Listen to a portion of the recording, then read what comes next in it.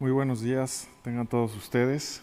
Es un placer verdaderamente estar aquí de manera presencial, a pesar de la sorpresa que los organizadores tuvieron. Pensamos, doctor, que la iba a dar en línea. No, bueno, es que hay que hacer todo el esfuerzo siempre, yo creo, y hay que quitarnos esa costumbre de hacer todo en línea. Y creo que ahí vamos poco a poco. Pero me parece fundamental, y más en foros tan importantes donde convergen temas, en este caso el de la salud con las ciencias atmosféricas. Yo creo que es bien importante el contacto humano y tratar de establecer esos vínculos que se requieren pues, para resolver los problemas finalmente, ¿no? Entonces, sí, muchas gracias al comité organizador. Un verdadero placer estar aquí y platicarles de este tema, de un proyecto, como mencionaba la maestra Fabiola, que tenemos, que venimos gestionando ya mucho rato para establecer este sitio de validación de datos satelitales. Conforme la tecnología espacial va aumentando y va mejorando, también los productos que usamos para diferentes aplicaciones, incluyendo la de la salud y de establecer este conocimiento adicional que necesitamos para hacer esos vínculos, ¿no? Y bueno, recientemente pues este proyecto ya lo estamos ejecutando apenas este año, entonces meramente les voy a platicar pues las intenciones que tenemos también de manera de invitación, ¿no? De armar un grupo de trabajo lo más amplio y diverso posible para abarcar todos los requisitos. Entonces, sí es uno de los proyectos que tenemos en el Instituto de Ciencias de la Atmósfera y Cambio Climático y como les mencionaba, convergen todas estas áreas. Realmente no me gusta mostrar esta imagen, a mí me parece un poco, me pone en un estado de estrés, ¿no? Pero pues al final es en el estado en el que estamos poniendo el planeta, ¿no? Y por eso yo creo que es importante verlo. En este caso se trata meramente de una animación, de una salida de un modelo de un equipo de la NASA que hacen para presentar cómo se están emitiendo gases como el monóxido de carbono, el dióxido de carbono y cómo se dispersan en la atmósfera. Entonces ya tenemos un sentir pues del impacto global que tiene todo lo que estamos haciendo a nivel local, ¿no? Y eso o sea, rebasa las fronteras. Y bueno, pues este tipo de información, ¿por qué nos ayudan? Aquí se aleja mucho de la realidad, les comento, o sea, es una simulación, pero cada vez nos acercamos más a que este tipo de información la tengamos casi en tiempo real a partir de datos satelitales. Y ya hay unos instrumentos a bordo de plataformas satelitales que nos están dando información de este tipo, pero cada vez la estamos obteniendo con mayor resolución espacial y mayor resolución temporal. Y por eso es que todas estas herramientas requieren de ir a la mano de observaciones desde la Tierra, y ahí es donde entramos nosotros. Como existen bastantes incertidumbres en la determinación de las concentraciones a través de mediciones espaciales, siempre requerimos estos puntos de validación, así les llamamos. Un punto en donde podamos establecer si realmente lo que está viendo el satélite se acerca a la realidad o qué tipo de correcciones podemos hacer para que ese producto satelital adquiera mayor valor y lo podamos usar con mayor confianza. Entonces, ese proyecto es el que estamos armando y estamos proponiendo montar este sitio de validación en un sitio de la reserva de la biosfera en Calakmul. Y se preguntarán por qué en un lugar donde pues, probablemente las afectaciones son muy bajas, ¿no? Y bueno, meramente ese es el propósito, o sea, ya realmente no hay lugares en el planeta que no tengan afectación. Lo que estamos tratando de entender a manera de detalle es un sitio con una afectación relativamente baja, si lo podemos entender para saber después y poder extrapolar esa información y aquellos sitios que ya tienen perturbaciones importantes, qué es lo que estamos perdiendo en cuanto a capacidades de captura de carbono, en cuanto a salud del ecosistema, en cuanto a muchos aspectos, qué es lo que pudiéramos revertir y decir, mira, estos son los beneficios que pudiéramos estar teniendo si no estuviéramos deteriorando tanto los ecosistemas y con cambios de uso de suelo, con emisiones a la atmósfera, etcétera, etcétera. Entonces, sí se trata de una reserva con una alta biodiversidad. Hay muchos tipos de vegetación ahí, 723,000 hectáreas de áreas protegidas, pero realmente el territorio es mucho más amplio. Junto con las reservas en Belice y en territorio de Guatemala, es el remanente boscoso más importante y extenso en Latinoamérica después de la Amazonia, ¿no? Entonces, sí tiene un papel importante en cuanto al ciclo de carbono y a los servicios ecosistémicos que tiene esta región. Y bueno, lo que se pretende entonces al montar este observatorio ahí es tener como las condiciones de fondo, así les llamamos, como la línea base de cómo se comporta un ecosistema con pocas perturbaciones. Y bueno, sí, la intención es colocar esta estación ahí y hacer estos estudios con muchas disciplinas, ¿no? Nosotros tenemos nuestras áreas de expertise, que es montar infraestructura con percepción remota para validación de satélite, pero bueno, pretendemos que este sea un laboratorio apto para realizar investigaciones de gran variedad, ¿no? Bueno, algunas de las preguntas científicas que nos estamos planteando, solo por mencionar algunas, es cuál es la magnitud de los principales intercambios de carbono que hay en la vegetación, entre la vegetación y la atmósfera, en un bosque tropical subperennifolio en el sureste de México. Bueno, sí se dirán, bueno, pero el país es mucho más diverso. Yo creo que tenemos que echar un paso atrás y estudiar algo y entenderlo muy bien antes de tomar conclusiones en otros sitios. Aquí lo que tenemos es también, la ventaja es que vamos a tener y cada vez mejores herramientas y productos satelitales que nos van a permitir ampliar y dispersar esa información ya con un conocimiento más verídico en un sitio donde se realizaron estudios concretos. Entonces, ¿de qué manera impactan los contaminantes transportados de otras regiones a este ecosistema? O sea, porque sabemos que existe transporte de contaminación. Tenemos evidencia de que la contaminación se transporte a través de los océanos e impacta negativamente en otros. O sea, la conexión está ahí y queremos saber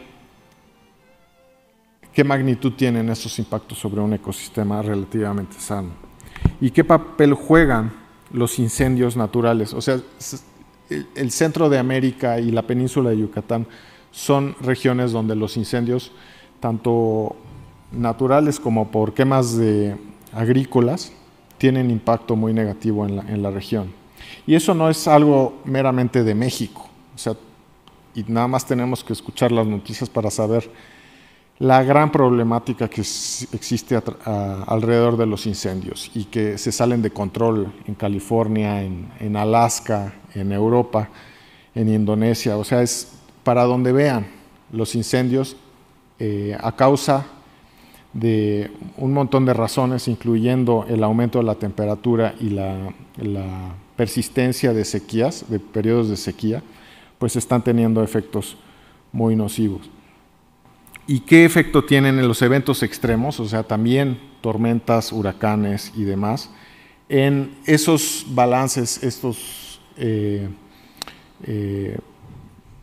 pues ese comportamiento del ecosistema, cómo lo puede perturbar, tanto la parte natural como la inducida por el hombre, ¿no?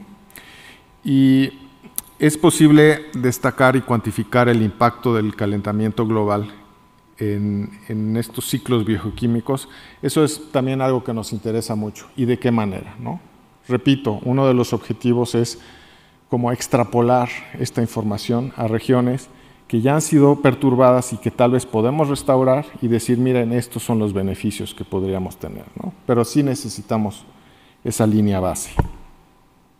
Entonces, lo que es el OMECA, pues es un laboratorio móvil con tecnología de última generación para medir concentraciones de gases en toda la columna atmosférica. Y nos referimos a la columna hablando de, pues sí, desde la superficie hasta lo más alto de la atmósfera, porque al final la presencia de estos gases en la atmósfera no solo son importantes en la superficie, donde tal vez nos podrían afectar a nosotros al nivel que nosotros respiramos, sino que el balance de energía lo inducen todas las moléculas que están a todo lo alto de la atmósfera, ¿no? Y al final es también la medida que hace el satélite, por lo que una validación con este tipo de instrumentación en superficie, o sea, midiendo a través de la absorción de la radiación solar en su paso a través de la atmósfera, podemos ver la señal de la absorción de cada molécula y cuantificar su concentración integrada. Esa es la misma manera, o sea, estamos repitiendo lo que está haciendo el satélite, pero desde la superficie. Entonces ya podemos comparar directamente.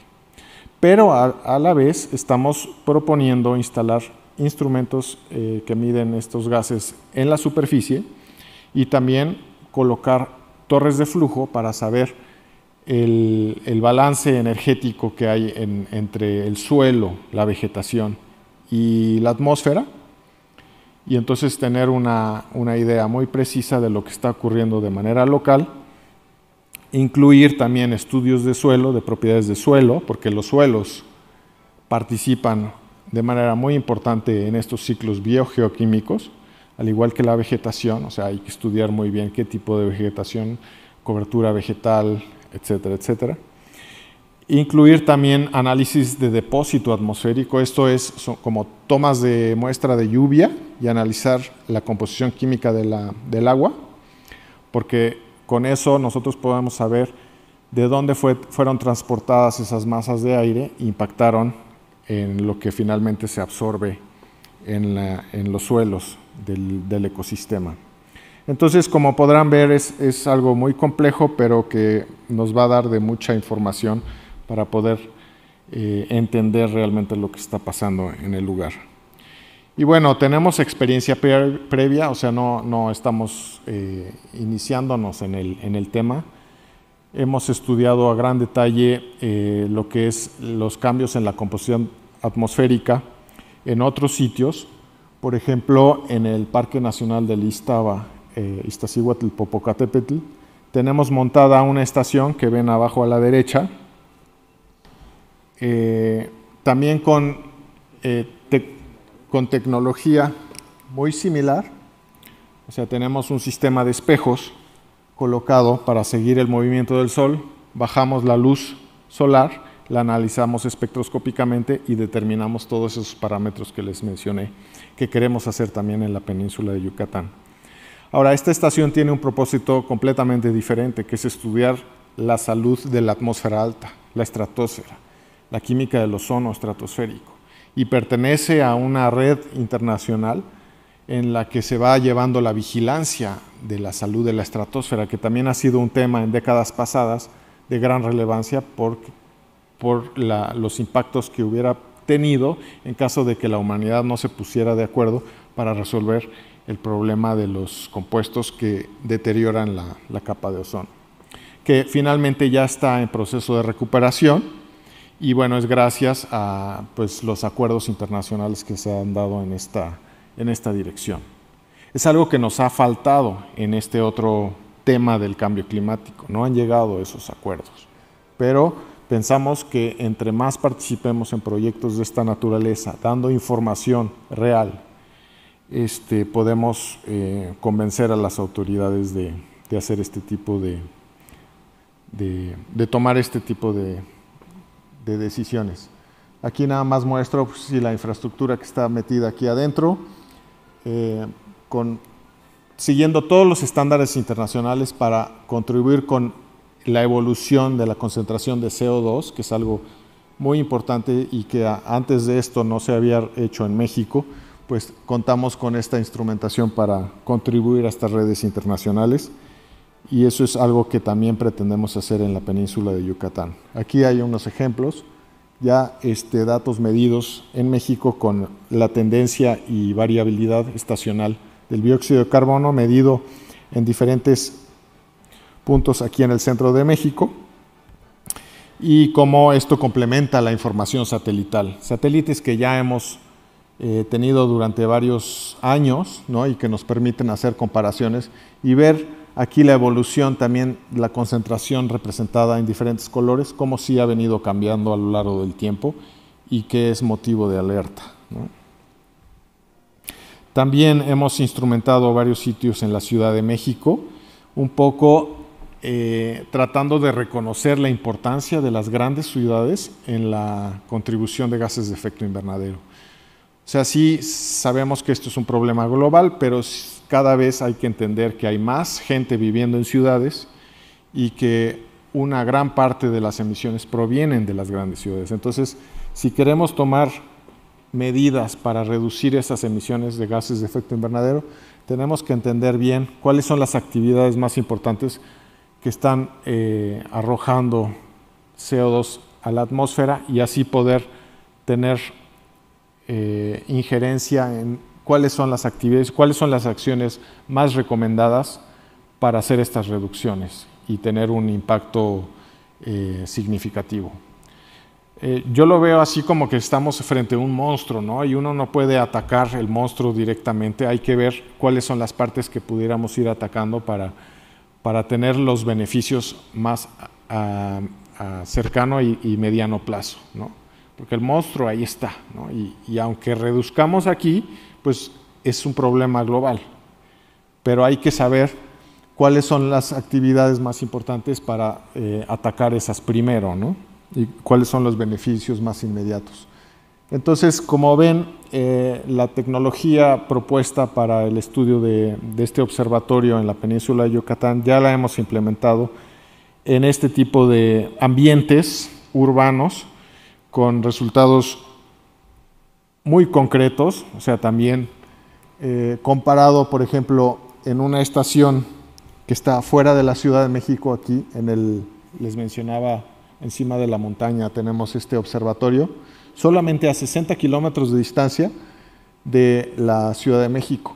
Y la diferencia en las concentraciones, aquí lo podrán ver, ¿no? Es muchísima.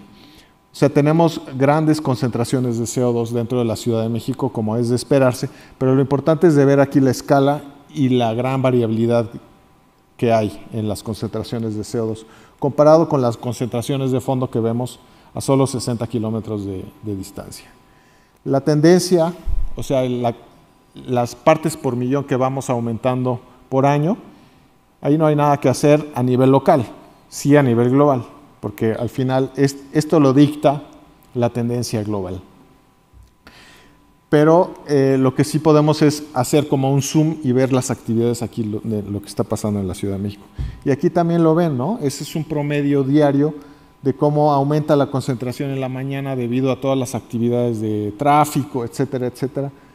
Luego baja por cuestiones de dinámica atmosférica, se diluye al calentarse la atmósfera, el volumen aumenta, se reduce, pero luego en la noche vuelve a aumentar, y ese es el ciclo diurno que tenemos, que es muy diferente al ciclo diurno que tenemos en un ecosistema natural, donde tenemos por parte de la radiación solar una disminución, o sea, captura por fotosíntesis de las plantas y luego vuelve a aumentar. Ese es el ciclo que estaríamos buscando tener, ¿no? en un planeta sano, ¿no? Y esta es la situación en las grandes ciudades. Y bueno, hablábamos de la parte espacial, ¿no? De cuál es la información con la que contamos. Pues sí tenemos, y ya como nos hizo favor el doctor Hernández Marroquín de plantearnos el problema de manera muy específica del cambio climático y de cómo contamos desde el primer satélite lanzado para cuestiones meteorológicas, Ahora tenemos varias misiones enfocadas a medir el CO2, sin embargo han estado muy limitadas en cuanto a sus capacidades. Se mencionó también el OCO, el satélite OCO, que nada más pasa 1 o 2 veces por día y no pasa, o sea, el rango de medición no pasa por el mismo lugar en el siguiente día. Entonces a veces tenemos que esperar varios días hasta que pase por el sitio donde nos interesa. A diferencia ahora de las misiones que están planeadas en años muy próximos sobre órbitas geoestacionarias. Esto quiere decir que el satélite va a estar viendo la misma parte del planeta todo el tiempo. Entonces, la cuadrícula, en lugar de verla verde, ya vamos a tener toda esta amarilla diario. Y no solo diario, sino cada un par de horas. Entonces, la cantidad de información que va a venir a partir de este tipo de satélites es enorme y tenemos que estar preparados. Y un poco el objetivo de este proyecto es enfocarnos, sí, en aumentar el número de puntos de calibración, de validación. Hay unos cuantos en el norte de América, en Canadá y Estados Unidos, pero no hay ninguno en México y menos en Centro o Sudamérica. Entonces, aquí estaríamos también contribuyendo de manera importante a este proyecto internacional, ¿no? Y bueno, de manera de conclusión, pues sí es que hay varias ventajas de toda esta información que nos está proveyendo la tecnología espacial. La primera es pues, que la cobertura, ¿no? O sea, que se va a medir en todas partes del mundo y con una frecuencia pues, que no podíamos ni imaginar, ¿no? Y que se mide en lugares donde normalmente no hay datos. También con estas observaciones se pueden hacer estudios valiosos de variabilidad, tendencias. Regresando a lo mismo, ¿no?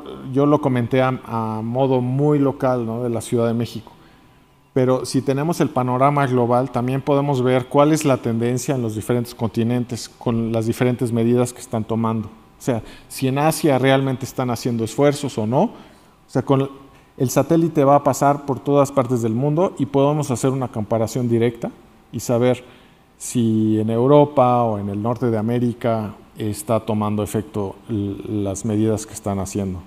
Al final sabemos que eso no es cierto y que si hay algunas naciones que presumen de haber reducido su huella de carbono, porque sabemos que a través de la globalización los productos que se compran en un lugar se producieron en otro lugar, ¿no? Entonces al final el objetivo no es bajar las emisiones de manera local, sino a nivel global, ¿no? Y tener ese impacto a nivel global, porque si no, al planeta no le importa.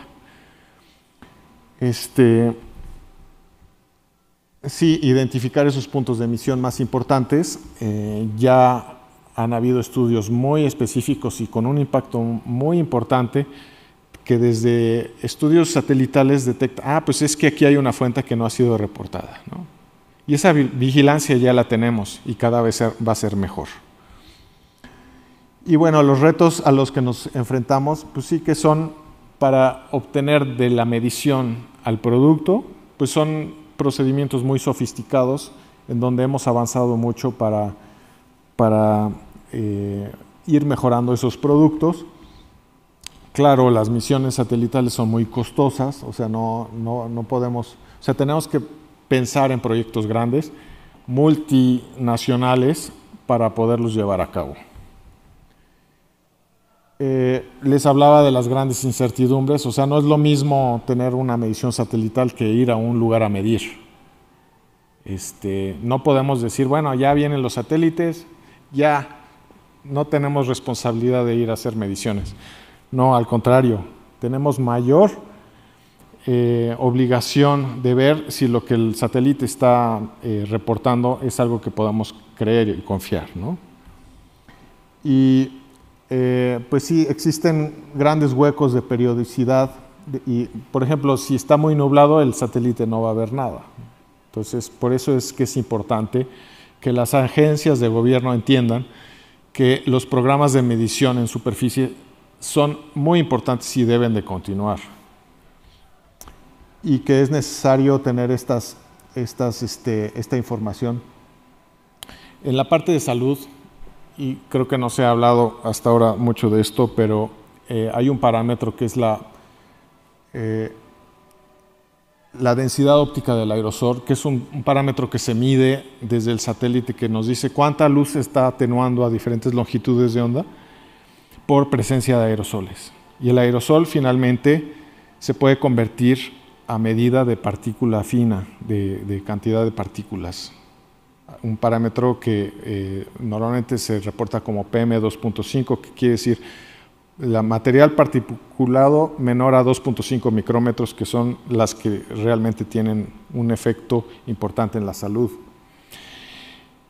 Y hay una gran cantidad de estudios que ya a partir de los datos satelitales están haciendo o sacando conclusiones a partir de la exposición que las diferentes poblaciones tienen por PM2.5, pero solamente partiendo de la medición satelital. Y hay mucha incertidumbre en eso y hay que tener mucho cuidado. O sea, sí es importante verificar que realmente se están usando las concentraciones adecuadas para esas estimaciones. Y al final salen reportes a nivel mundial diciendo que las muertes prematuras debido a exposición de contaminación es de tantos millones, ¿no? Y sí, sabemos que existe y es real, pero hay que tener mucho cuidado con las cifras, porque para saber realmente cuál es la relación entre densidad óptica de aerosol medida por el satélite y la concentración de partículas que realmente está inhalando la población, puede ser muy diferente. ¿De acuerdo? Y que esa exactitud requiere validación de datos en superficie. Con eso termino mi presentación. Repito, es una invitación para que, pues, con sus diferentes grados de expertise se adhieran al proyecto, porque necesitamos pues, de muchas disciplinas para completar todos los objetivos que tenemos.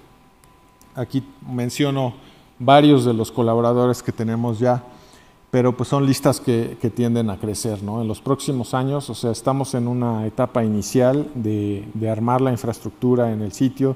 Todavía no llevamos el laboratorio a medir. Estamos esperando equipamiento que nos llegue, mucho es de importación, pero esperamos que para inicios del próximo año ya estaremos en sitio midiendo y con las contribuciones de muchas de estas personas y ojalá que muchos más.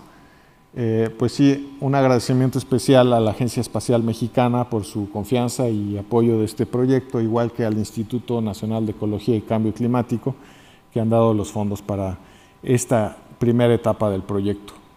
Y a ustedes también les agradezco mucho su atención. Gracias.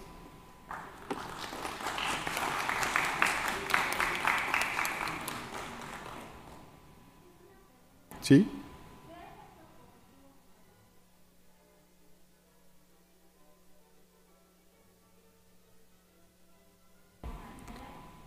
Es que no le escucho muy bien, le van a dar el micrófono.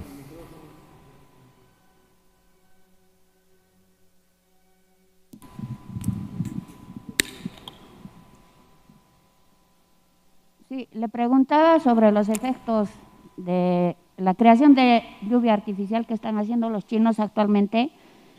¿Qué efectos positivos o negativos tendría sobre el cambio climático?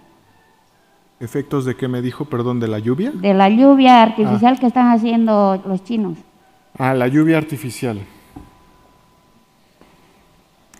¿Y cómo es el proceso? No sé si lo conoce. Sí, yo como médico especialista como que el proceso está basado en inyectar en la atmósfera pequeñas partículas que funcionan como núcleos de condensación, o sea, lanzar cohetes y dispersar estas partículas. Entonces, la presencia de esas partículas va a ayudar a que las partículas de agua crezcan y precipiten eventualmente. Es algo que ya se conoce hace muchísimos años y son prácticas también no nuevas. impactos positivos o negativos, yo creo que el impacto positivo es muy local. O sea, si están sufriendo una sequía como la que están sufriendo allá o en otras partes del mundo, pues pudiera resolver, pero muy temporalmente, ¿no? O sea, al final el problema va mucho más allá. O sea, no vamos a revertir de esa manera, al contrario. O sea, al final, pues es hacer mayor cantidad de actividad, necesitamos energía para lanzar esas. Y luego las partículas tienen otros efectos secundarios, igual que en la medicina, todo tiene efectos secundarios, ¿no? Entonces, yo no soy muy partidario de eso, pero pues sí sé que hay por algo lo están haciendo, hay beneficios a corto plazo para inducir esos fenómenos de lluvia. Yo creo que tenemos que enfocarnos más a resolver el problema de fondo. Gracias por su pregunta. No la solución rápida. Exactamente, no la solución rápida. Gracias.